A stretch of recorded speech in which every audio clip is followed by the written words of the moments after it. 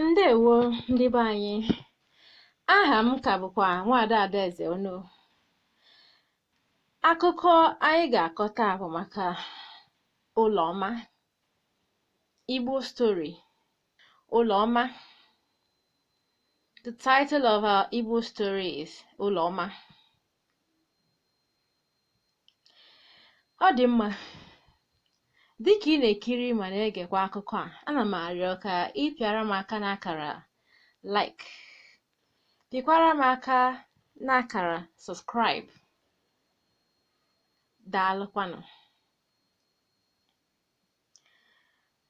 Ihe anyị ga-eleba anya na ya bụ akụkọ a na-akpọ Uloma. Ọ dị mma. Ka anyị jee n'akụkọ anyị. Ọ dị otu nwoke na nwanyị mụrụ otu nwa. Aha nwoke na nwanyị a bụ Maazị na Oriakụ Okafor.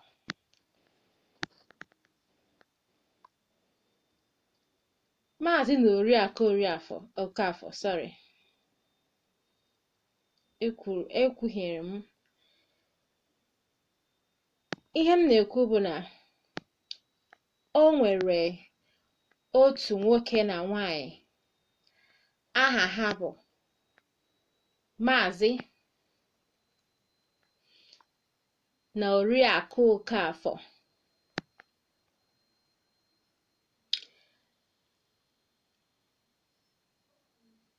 Maazị na Oriakụ Okafor mụtara nwa.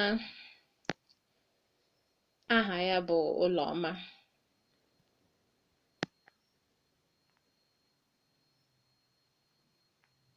Aha nne Uloma bụ Oriakụ Ezinne Okafor. Uloma bụ naanị otu nwa ha mụtara. There was a man and a woman called Maazị and Oriakụ Okafor, Mr. and Mrs. Okafor. They had a child, just a child called Uloma. Uloma was an only child, a girl child. Uloma. Uloma was growing up. But before she grew up, she was a toddler. And while she was a toddler, her mother always backed her to the market.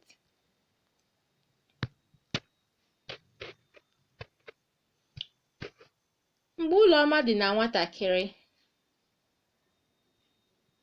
nne ya na-akwọ ya n'azụ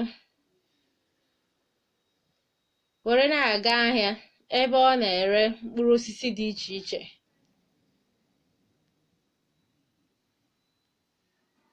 Ọ na-abụ Uloma bebe akwa, nne ya arapụ ihe ọ kpọsara n'ọda were gaa ebe ọ dinara Uloma were nye ya ara ka o wee mechite ọnụ were hapụ ya ka ọ zụọ ahịa. Ewo, Ezinne. Ihe nne na-arụ erika. When Uloma was a toddler, her mother always backed her and was always going to the market to sell different fruits. And when Uloma would start crying, the mother would leave whatever she's doing, leave the fruits in the basket and attend to her, giving her some breast, kind of breastfeeding her. The work of a mother. The work of a mother. A mother is so caring and loving. Ọ dị mma. Mgbe Uloma tolitere, Uloma bịa bụrụ nwa na-anụ ndụmọdụ nne na nna ya.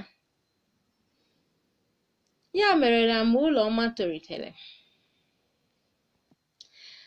nne ya kwadosie ịga ahịa. Ọ gwa Uloma ihe ọ ga-arụ, ihe ọ ga-eme n'ụlọ tupu ọ pụọ. Uloma ga-agbakeri ala hụ na ya rụsịrị ọrụ niile nne ya ziri ya ka ọ rụọ tupu ọ pụọ. When Uloma was growing up, she was a very obedient child, always listening to the mother and father. When she was growing up, her mother will always tell her what to do in the house before she leaves the house, and she will always make sure she attends to all the house chores before she goes out. Uloma bụ ezigbo nwa, naanị otu nwa. Naanị ihe na-ewute ya bụ na o nweghị nwanne. The only thing that used to pain her was she didn't have any other sibling to play with. O nweghị nwanne ya na ya na-egwuri egwu. Ọ dị mma ka anyị lekwa anya na n'iberibe akwụkwọ nke na-esote ya. O nwere otu ụbọchị Uloma nọ na-aga n'ụzọ. Ọ hụrụ otu nwoke oti ịgba, aha ya bụ Dike. O kenere ya. Dike wee kwe ya ekele, ma jụọ ya na o nwere mmasị ịgba egwu. Uloma zara ya, ee, enwere m mmasị ịgba egwu. Ngwa ngwa Dike bido tiwe ịgba. Uloma wee gbawa egwu. Ya na bido ụbọchị ahụ, Dike wee bido ịhụ Uloma n'anya. Ihe niile gbasara Uloma were na-amasị Dike. Ị na-egekwa? One day Uloma was going on her way. She met a drummer boy. Rather a drummer young man, okay? She greeted this drummer and they exchanged greetings. The drummer asked her if she had interest in dancing. She replied, yes, I do. The drummer started beating the drums and Uloma began to throw in her steps. And it was very interesting that Dike the drummer began to have interest in Uloma. Ọ dị mma, mgbe ọnwa isii gasịrị, Dike kpọrọ ndị be ha were bịa na be Uloma, wee kụọ aka n'ụzọ gwa Maazị Okafor na nwunye ya na ya chọkwara ịlụ nwa ha nwanyị. Ka ọnwa abụọ gasịrị, Dike na ndị ụmụnna ya bịara buru egwu ịgba wee bịa n'ụlọ Maazị Okafor ka ha wee mee ịgba nkwụ Uloma. Dike na Uloma kpọkuru ọtụtụ ndị mmadụ si n'ebe dị iche iche wee bịa. Ha riri nri ma ṅụkwa mmanya tupu onye ọbụla alaa.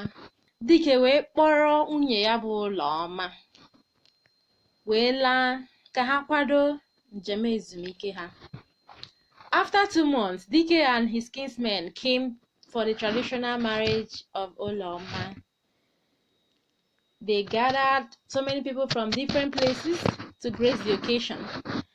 Thereafter, everyone ate and drank and left. Then Dike took Uloma, his wife, and went to prepare for their journey. You know the journey I'm talking about, honeymoon. Ọ dị mma, ebe a ka akụkọ anyị kwụsịrị. Ana m asị gị bụ onye ọma gere ntị, gị daalụ. Ma chetakwa pịara m aka n'akara like na akara subscribe. Aka m bụkwa Nwaada Adaeze unu. Wee na-ekene gị maka ige ntị. Daalụ.